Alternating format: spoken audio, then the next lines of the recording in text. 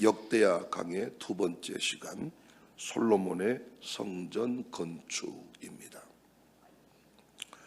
솔로몬의 때의 그 부흥의 역사, 부흥의 줄기를 우리는 지난 시간에 공부를 했습니다. 솔로몬 때부터 만들어진 부흥의 줄기, 스스로 기브온 산당에 올라갔다. 지금까지는 아버지를 통해서 주신 은혜를 따먹고 살았다면 이제부터는 내가 은혜의 주인공이 되겠습니다. 이런 어떤 결단의 고백이었습니다. 아버지와 구별하기 위해서 번제단이 있는 기브온 산당으로 갔어요. 단순히 하나님의 뜻을 묻기를 원했다면 언약궤 앞에 갔으면 될 텐데 기브온 산당 제단으로 갔습니다. 거기서 1,000번제 1,000마리 희생제사를 드렸습니다. 나는 우리 아들 딸들이 지금은 이렇게 부모님에 의해서 이 자리에 나오지만 우리 아들 딸들이 때가 되어서 스스로 내가 새벽 예배자가 되겠습니다. 스스로 주일 성수를 결단하고 하나님 앞으로 나아가는 이런 모습들을 지금 기대하고 우리는 훈련하고 있습니다. 핵심을 알고 살아야 합니다. 핵심. 하나님의 은혜가 아니고는 살 수 없습니다. 핵심을 알고 은혜를 구했습니다. 우리는 이 시대에 하나님을 섬길 때, 예배할 때 1,000번제 정신으로 하는 것이 필요하다. 그래서 저희 교회는 1,000번제 헌금 봉투 안 없앴습니다. 온라인 송금 100만 원, 1,000만 원 송금하면 간단해. 요즘에 예배 출석은 하지 않지만 10의 1조 헌금은 송금하는 성도들이 많아요. 선교 헌금도 송금해. 그러나 예배는 안 나와. 우리는 그거 필요 없어. 너의 몸의 제사가 필요하지 네 돈이 필요한 게 아니야. 그래서 우리는 가인과 그의 재물은, 아벨과 그의 재물은, 여러분이 돈 아주 작은 규모일지라도 여러분이 하나님 앞에 전부를 드린 그 정성을 다한 예물이라면 그 예물은 하나님이 값지게 가장 큰 것으로 여기십니다. 그런데 내 마음 중심이 주께 향하지 않는다면 아무리 액수가 커도 그건 하나님이 받지 않습니다. 그래서 우리는 그 1,000번제 정신을 이해하고 찬송을 할 때에도, 통성기도를 할 때에도, 설교를 할 때에도 1,000번제 정신으로 하자는 거예요. 그냥 아침에 어디서 끌려 나온 도살장에 간 어떤 그 짐승처럼 하지 말고 내가 차원하는 심정으로 솔로몬이 스스로 이 기브온 산당으로 가서 한 마리 번제물이면 되는데 1,000마리 희생제사를 드렸듯이 내가 뜻을 정하고 정성을 다하여 하나님께 예배할 때, 하나님을 섬길 때 우리 가문에도 부흥의 줄기가 만들어지게 될 줄로 믿습니다. 오늘 본문은 솔로몬이 성전 건축하는 그런 내용들을 우리에게 소개해 줍니다. 준비하는 과정들을 잘 보여주는데 솔로몬은 성전을 건축하고 나서 하나님이 주시는 복이란 복은 다 받았어요. 우리가 보통 성전이라고 하면 제사 드리는 장소로만 생각하기가 쉬운데 물론 성전 안에 제사 드리는 기능이 없는 건 아니에요. 그런데 당시 성전 건축의 진정한 가치는 크신 하나님을 정한 장소에서 만나게 된다는 겁니다. 위대하신 하나님을 인간이 쉽게 만날 수 없는데 이 성전 안에만 들어오면 하나님이 누구든지 만나주시겠다. 여러분이 유명한 교수를 만나고 싶은데 밖에서는 만날 길이 없어요. 그런데 이를테면 타일러 대학교에 갔더니 그 교수 연구실이 있어요. 정한 시간에 그곳에만 가면 교수가 우리를 만나죠. 얼마나 감격이 되겠습니까? 하물며 하나님이시겠습니까? 또한 성전은 정치적으로도 중요한 의미가 있었습니다. 솔로몬이 건축한 이 성전은 하나님의 언약궤와 제단이 다시 합쳐진 장소였습니다. 다윗은 이스라엘이 부흥하기 위해서 언약궤가 예루살렘으로 들어와야 된다 생각했어요. 언약궤는 하나님의 통치를 상징했잖아요. 그러니까 우리나라는 하나님이 하라는 대로 하나님의 말씀대로만 행하면 이 나라는 부흥한다. 이 상징적인 의미가 언약궤였습니다. 그런데 언약궤와 제단이 분리되어 있었어요. 언약궤는 예루살렘에, 제단은 기브온에, 기브온 산당에. 이걸 합쳤습니다. 다윗이 인구조사를 잘못해서 하나님의 진노가 임했습니다. 3일 만에 7만 명이 죽었어요. 이 한 번 터진 하나님의 진노를 막을 수가 없었는데 다윗이 오르난의 타작마당에 하나님의 천사가 칼을 빼들고 서 있는 것을 보고 거기서 번제를 드렸잖아요. 그때 하나님의 진노가 멈추고 질병도 그치게 되었습니다. 이때 다윗은 뭘 깨달았냐? 번제단의 가치. 이 번제단에서 하나님께 제사할 때 하나님이 우리의 죄를 사해 주신다. 그러니까 솔로몬의 성전 안에 하나님의 언약궤가 있고 제단이 있다는 말은 하나님이 통치하신다는 것을 보여주는 장소이면서 우리의 모든 죄악을 사함받는 곳이다. 망할 인생이, 죽을 인생이 다시 사는 곳이다. 엄청난 의미가 있는 거예요, 여러분. 이 귀한 성전을 누구에게 짓게 했다? 솔로몬에게 짓게 했다.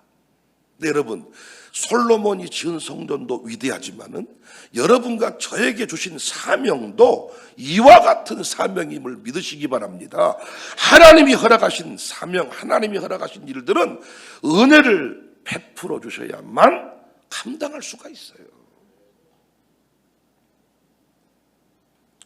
솔로몬이 지은 성전은 잘 아시는 바대로 모세가 만들었던 이동식 성막과는 달리 돌과 나무로 지은 고정된 집이었는데 큰 집이었습니다. 큰 건물이었습니다. 그런데 이스라엘에는 이렇게 큰 집을 지을 만한 돌과 나무가 없었어요. 그러면 다른 나라에서 가져와야 되는데 하나님은 성전을 건축할 때 피를 흘리면 안 된다 그랬어요. 전쟁에서 가져오면 안 된다. 싸우면 안 된다. 그래서 솔로몬이 고백을 합니다. 5절에 내가 건축하고자 하는 성전은 크니 우리 하나님은 모든 신들보다 크심이라. 누가 능히 하나님을 위하여 성전을 건축하리요? 하늘과 하늘들의 하늘이라도 주를 용납하지 못하겠거든. 내가 누구이기에 어찌 능히 그를 위하여 성전을 건축하리요? 그 앞에 분향하려 할 따름이다. 하나님은 이 성전을 믿음으로 짓기를 원했습니다. 돈 주고도 사오면 안 돼. 믿음으로 성전을 건축하기를 원했어요. 하나님 나라의 주인공은 믿음 있는 사람임을 믿으시기 바랍니다. 믿음의 사람을 통해 하나님 나라는 건설되고 확장이 되는데, 여러분들 우리 여러 차례 공부했잖아요. 믿음 있는 사람 찾기가 어려워요. 돈 있는 사람은 있고 학벌 있는 사람은 있고 예쁜 사람은 있고 잘생긴 사람은 있는데 믿음 있는 사람, 하나님은 힘 있는 사람한테 성전 건축 맡긴 게 아닙니다. 믿음의 사람, 믿음을 통하여 이 모든 일이 이루어지기를 원했습니다. 이 원리를 알기 때문에 솔로몬은 자신의 능력을 과신하지 않았어요. 누가 스스로 감히 이 성전을 건축할 생각을 하겠습니까? 집 하나 짓는 것도 어려운데 이 어마어마한 의미가 담겨진 성전 건축을 어떻게 우리 머리통에서 이런 생각을 해낼 수가 있겠냐고요. 여러분과 제가 하는 이 모든 일들이 우리의 머리통에서 인간 백유정에게, 인간 누구누구에게서 나온 그 아이디어이겠냐고요. 하나님이 주신 꿈이고 하나님이 주신 응답이고 하나님이 우리에게 주신 사명임을 믿으시기 바랍니다. 그런데 우리는 항상 내 자신을 보면서 거절합니다. 환경 타령하면서 보낼 만한 자를 보내소서. 늘 우리는 주의를 할 때 이것이 몸에 배어 있습니다. 하나님이 주신 꿈은 하나님이 이루어 가시는데 항상 내 수준에서 내가 가지고 있는 어떤 그 학문의 수준에서 내가 어찌 그 일을, 우리가 어찌 그 일을, 나는 우리 교회가 제발 하나님을 노하게 하는 교회가 되지 않기를 주님의 이름으로 축복합니다.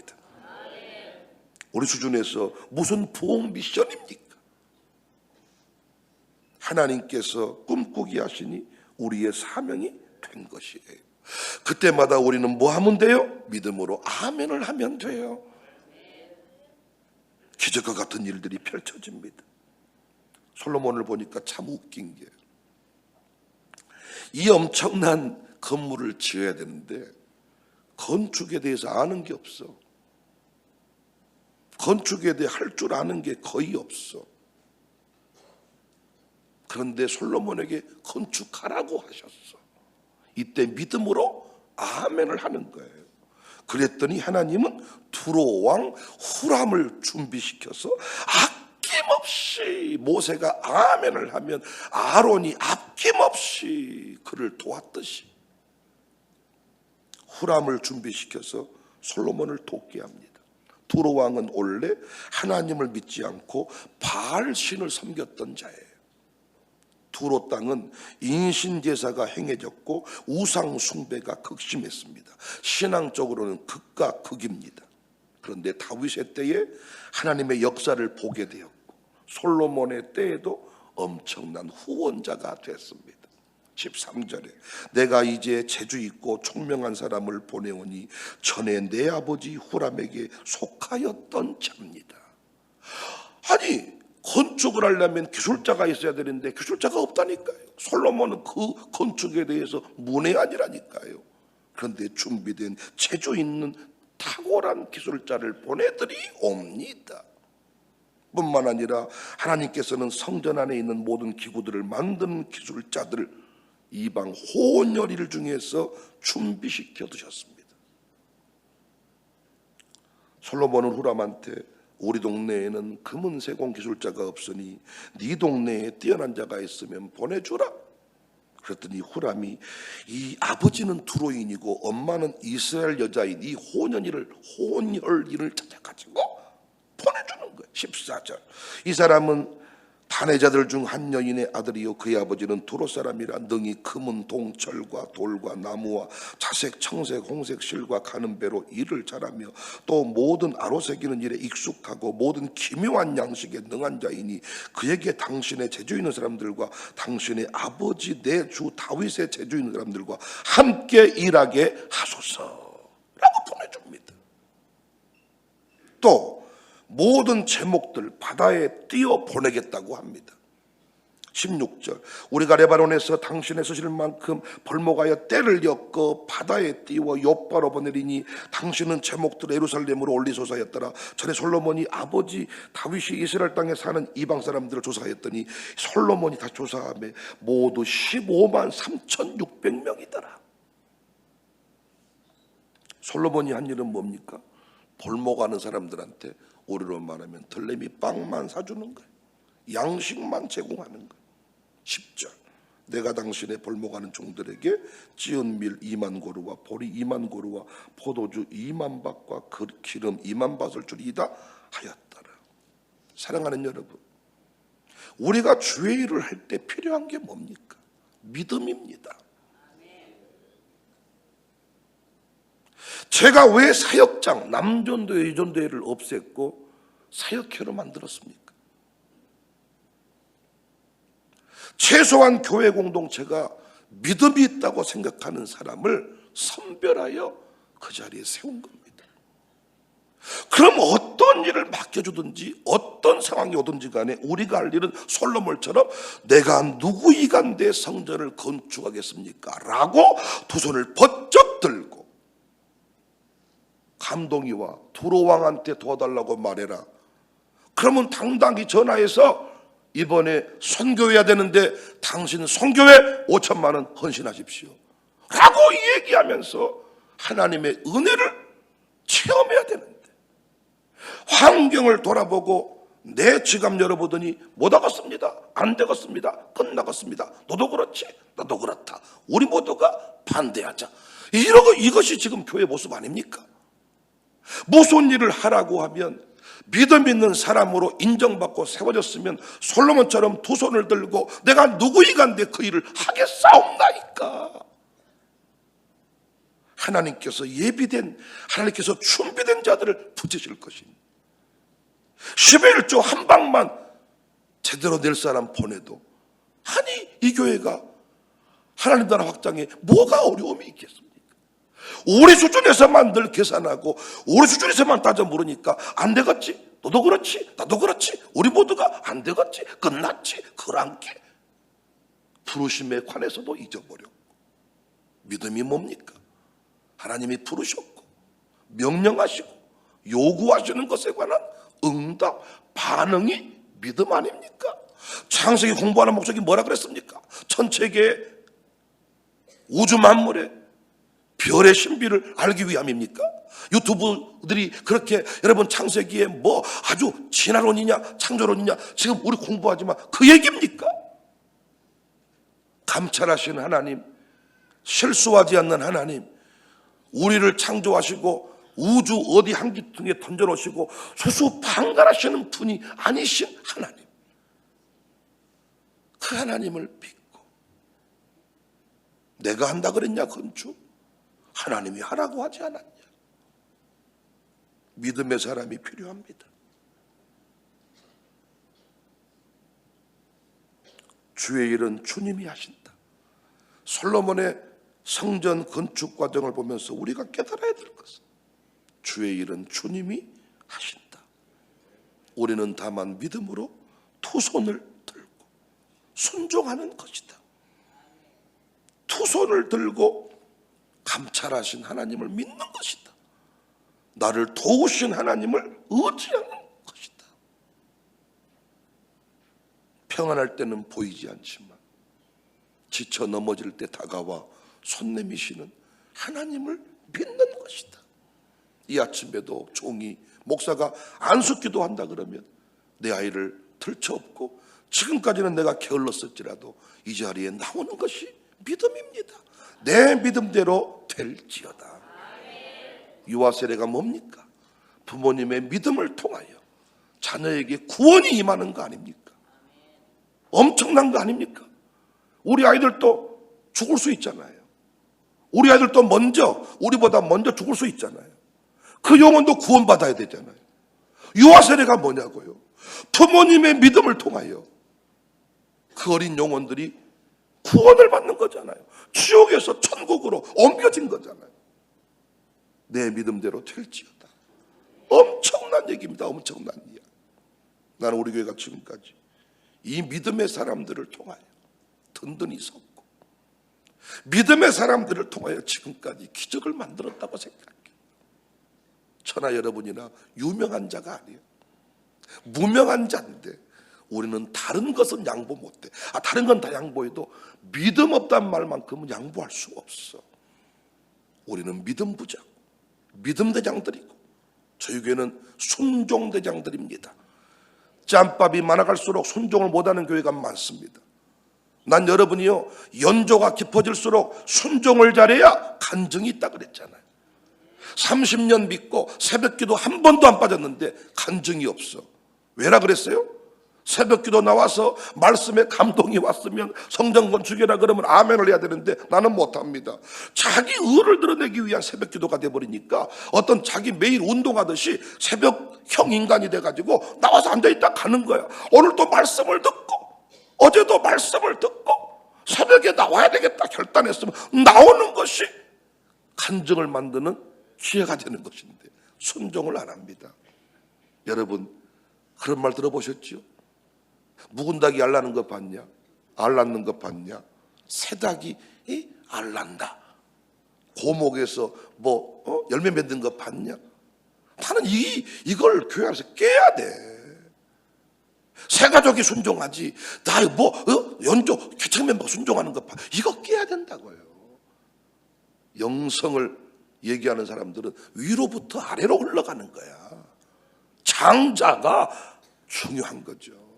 장남이 놈만 차지하는 것이 아니라 집안의 모든 걸 책임진다 그러잖아요, 여러분.